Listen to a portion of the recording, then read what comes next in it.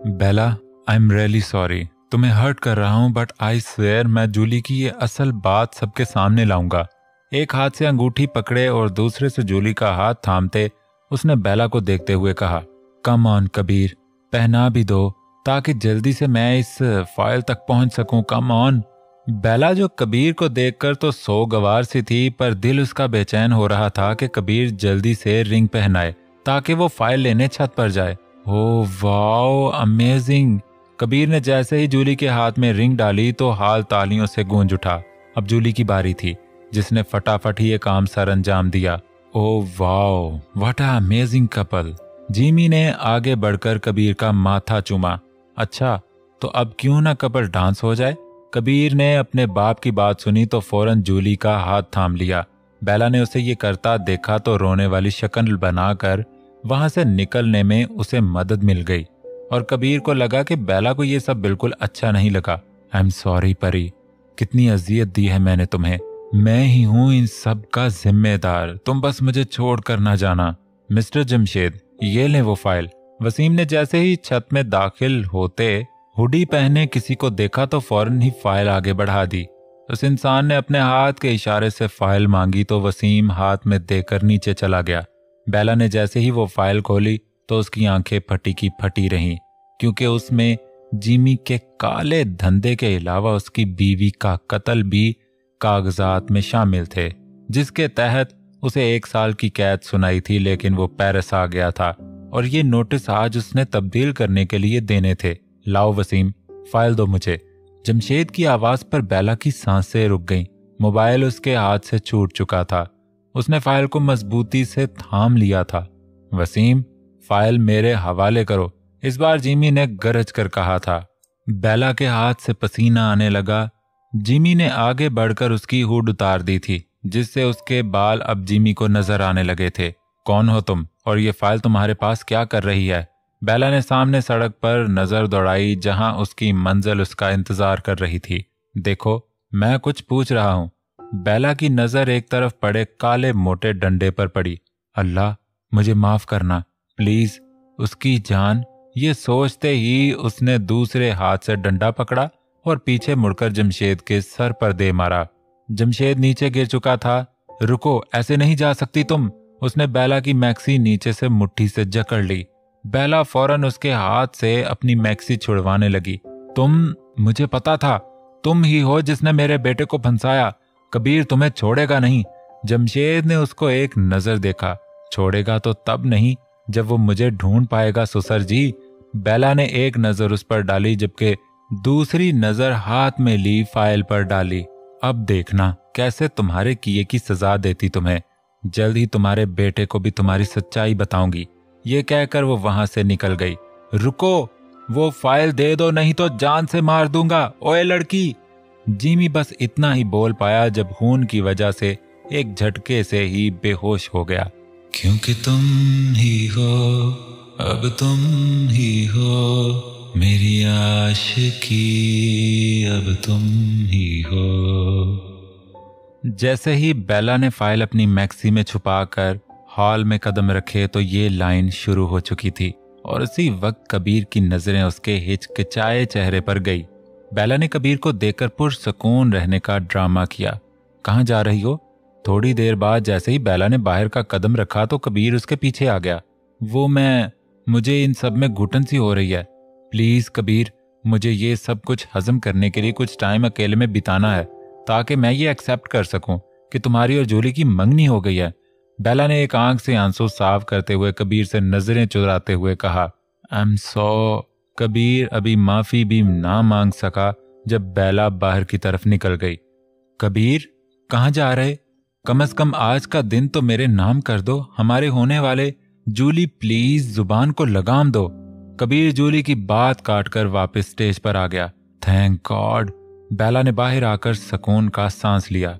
इधर उधर नजर दौड़ाने पर उसे गाड़ी मिल चुकी थी। अल्लाह, तेरा लाख लाख शुक्र है। बस मेरे डैड सही सलामत हो, ये एक बुरा ख्वाब समझकर भुला दूंगी और एक नई जिंदगी गुजारूंगी। अब बेला इतना तेज भागकर गाड़ी के पास आई थी, उसका सांस भी फूल चुका था। उसने झट से गाड़ी का नंबर नोट किया तो ये वही गाड़ी थी जल्दी से पिछला दरवाजा खोलकर सीट पर बैठ गई। ओह नो, हमें जल्दी से मिस्टर कबीर खानजादा से बात करनी चाहिए। पेशेंट की हालत क्रिटिकल हो गई है। डॉक्टर ने नर्स को गाइड दी और फोन उठाकर बाहर आ गया। हेलो मिस्टर कबीर खानजादा, पाकिस्तान से डॉक्टर बात कर रहा हूं। हमने पेशेंट शहाब साहब के हवाले से बात करनी थी। उनकी कंडीशन अचानक खराब हो गई है। कल रात उनका ऑक्सीजन मास्क उतरा हुआ था। हमने उस इंसान का डाटा भी पुलिस को दे दिया है। बहुत जल्द ही पुलिस अपना काम कर देंगी। देखिए, पेशेंट के हवाले से हम आपको कोई गारंटी नहीं दे सकते। कबीर कुछ बोलता इससे पहले ही फोन बंद हो चुका था। ओह नो, मुझे बेला को बताना होगा। पता नहीं वो ये बर्दाश्त कर पाएगी कि नहीं। कॉल करता हूँ। उफ, ये कॉल क्यों नहीं पिक कर रही। जैसे ही उसने कॉल की तो अटेंड ना होने पर दोबारा की, लेकिन कोई रिस्पॉन्स ना आया। इस लड़की से एक मोबाइल नहीं संभाला जा रहा। जैसे ही उसने मोबाइल ट्रेस किया तो छत की लोकेशन दे रहा था। इतनी शाम को ये लड़की छत पर क्या कर रही है? शायद खुद को फ्रेश फील करवाना चाहती है। यही सोचकर कबीर ने छत का रुख किया। सारे मेहमान चले गए थे। जूली भी आज रात कबीर को अपने घर जाने का कहकर वसीम के साथ उसकी तरफ चली गई थी। ओह वाह, तो ये इंतजाम किया है तुमने मेरे लिए। उसके घर दाखिल होकर जैसे ही उसकी नजर टेबल पर पड़ी, ड्रिंक की तरफ गई तो उसने वसीम को कहा, हाँ लेकिन इससे पहले मुझे मेरे बेबी से मिलना है। उसने जूली को पीछे से हग करके उसके पेट पर बराहे रास्त अपने हाथ फेरते हुए कहा, बेबी भी अपने बाबा से मिलना चाहता है, लेकिन पहले वो भी हमारे साथ अपने मामा बाबा की जीत का जश्न मनाना चाहता है। उसने वसीम के हाथ अपने पेट से हटाते हुए कहा, ओह तो फिर तो अपनी जीत का जश्न शुरू करने में देर नहीं करनी चाहिए। ये कहते साथ ही उसने ड्रिंक की बोतल खोलकर उसके ढक्कन की जगह पर अपनी उंगली घुसाकर जोर जोर से हिलाना शुरू की और एकदम ही छोड़ दी, जिससे सारी ड्रिंक इन दोनों के ऊपर गिरने लगी। यस, आज तो हम अपने बेबी को अपने साथ साथ एंजॉय कराएंगे। इसकी वजह से ही तो तुम कबीर के मेंशन में कदम रखने में कामयाब हो पाई। उसने जूली के पेट पर अपना हाथ ले जाकर फेरना शुरू कर दिया था, जो कि ड्रिंक गिरने की वजह से गीला हो चुका था। हमारा बच्चा भी बिल्कुल तुम्हारी तरह ही कमीना होगा। अंदर ही मेरा जीना हराम किया हुआ है, बाहर आने के बाद क्या हाल होगा? जूली ने निहायत कमीनगी के साथ कहा। वसीम अब उसके सामने घुटनों के बल बैठकर जुबान उसके पेट पर फेरने लगा। इस अंगूठी की तो कोई कीमत ही नहीं, इसे उतार फेंको। अचानक उसने जूली के हाथों में कबीर की पहनाई हुई अंगूठी देखी तो उसे कहने लगा, नहीं वसीम, मैं कबीर को किसी भी किस्म का शक में नहीं डालना चाहती। एक दफा उसे शादी हो जाए फिर कबीर की सारी प्रॉपर्टी इस बच्चे के नाम कर दूंगी और तुम्हें यूं भेस बदल कर या फिर इस जिमी के साथ भी नहीं देना पड़ेगा जो तुम्हें कुत्तों की तरह ट्रीट करता है। मैम, आपसे बात करना चाहते हैं सर। गाड़ी के ड्राइवर को जब किसी की कॉल आई तो उसने कॉल अटेंड करके बेला को फोन पकड़ाया। क्या मतलब, फरहान का फोन है? बेला ने सोचा, फिर कान के साथ फोन लगाया। हाय बेला, रिलैक्स, मैं फरहान। थैंक कि तुम्हें किसी ने देखा नहीं। मैं एयरपोर्ट में तुम्हारा ही वेट कर रहा हूँ, बस 10 मिनट तक पहुंच जाओगी। और हाँ, वो फाइल ला रही हो ना? हाँ, मेरे पास ही है, बहुत मुश्किल से मिली है। जिमी को मैंने इतना मोटा डंडा मार दिया, फरहान मुझे नहीं लगता कि वो बच पाएगा। अगर वो मर गया तो मैं कातिल होंगी, मतलब मैं गुनाहगार हो जाऊंगी। बेला ने अपने आंसू साफ करते हुए फरहान से कहा, लीव इट बेला, तुम नहीं जानती कि तुमने कितना अच्छा काम किया है। दुआ करो कि वो मर ही जाए। अगर जिंदा रह भी गया तो भी वो बच नहीं पाएगा। बेला, बस कबीर को किसी किस्म का शक ना हो, तुम सेफली पहुंच जाओ, ये दुआ करो। फरहान ने कहकर कॉल काट दी। बेला अब सोच में पड़ चुकी थी कि वो कबीर से बचकर आ तो गई, लेकिन क्या अब उसका सामना कभी कबीर से नहीं होगा? अगर होगा तो वो कैसे सामना करेगी? इस धोखे की क्या सजा देगा वो उसे? क्या कभी माफ कर पाएगा? नहीं बेला, इतना ना सोचो। ये सब तब होगा जब वो मुझ तक पहुंचेगा। मैं अब उसके पास नहीं जाऊंगी, कभी भी नहीं बेला। अब गाड़ी की विंड स्क्रीन से बाहर का मंजर देख रही थी। डैड, कैसे हुआ ये सब? क्या हुआ आपको? ये सब किसने किया? कबीर ने जैसे ही छत पर कदम रखा तो जिमी को इस हालत में देखकर हकला गया था। वो फौरन उसके पास आया। उसके सर से काफी खून बह चुका था। पानी। कबीर झट से उठकर पानी लेने गया और वापस आकर जिमी के चेहरे पर छींटे मारने लगा। थोड़ी देर बाद उसको होश आया। डैड ये सब कुछ? कबीर, वो लड़की जैसा मैंने सोचा वो वैसी निकली। मैंने उसको लाख रोका, लेकिन वो मेरी एक इम्पोर्टेंट फाइल लेकर चली गई। मैंने तुम्हें कहा था ना, यही है वो लड़की, उसी ने सब कुछ किया। बेला, हाँ बेला ने। प्लीज उसे रोको, नहीं तो मैं बर्बाद हो जाऊंगा। कबीर, वो चली गई है, वापस जा रही है। जिमी टूटे लफ्जों में सब कुछ बयान करके दोबारा बेहोश हो चुका था, जबकि कबीर के अंदर से तो गोया किसी ने रूह निकाल ली थी।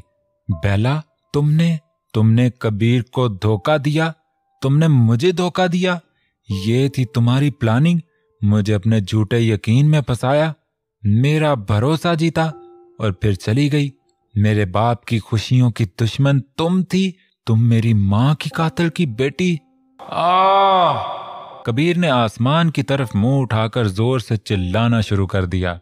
तुम्हें इस सब का हिसाब चुकाना होगा, ऐसे मैं तुम्हें कभी भी वापस नहीं जाने दूंगा। मेरी खुशियों की दुश्मन को मैं इतनी आसानी से बिल्कुल भी जीने नहीं दूंगा। देखना मैं करता क्या हूं। बेला, अब तो तुम यही दुआ करना कि मैं तुम्हें ढूंढ ना लूं। तुमने अपने और मेरे दरमियान एक दीवार खड़ी की है, इंतकाम की दीवार, जिसे तोड़कर मैं ही इंतकाम लूंगा। दीवार तो टूटेगी, लेकिन सिर्फ इंतकाम पूरा करने के लिए। कबीर का चेहरा पसीने से तर हो चुका था। उसकी आंखों में नफरत की एक आग थी, जिसमें वो खुद ही झुलस रहा था। पाकिस्तान जाने वाली फ्लाइट्स की टाइमिंग बताओ, जल्दी पता लगाओ। इडियट, जल्द ही मुझे पता करके बताओ, नहीं तो तुम काम से जाओगे। कबीर ने सेक्रेटरी को कॉल की। मैंने चेकअप कर दिया है, इन्हें बेड रेस्ट रिक्वायर्ड है। डॉक्टर ने जिमी की पट्टी की और कबीर को बताने बाहर आ गया। ओके, आपका शुक्रिया, जा सकते हैं आप, कबीर ने सर्द लहजे में कहा और वहां से एयरपोर्ट रवाना हो गया।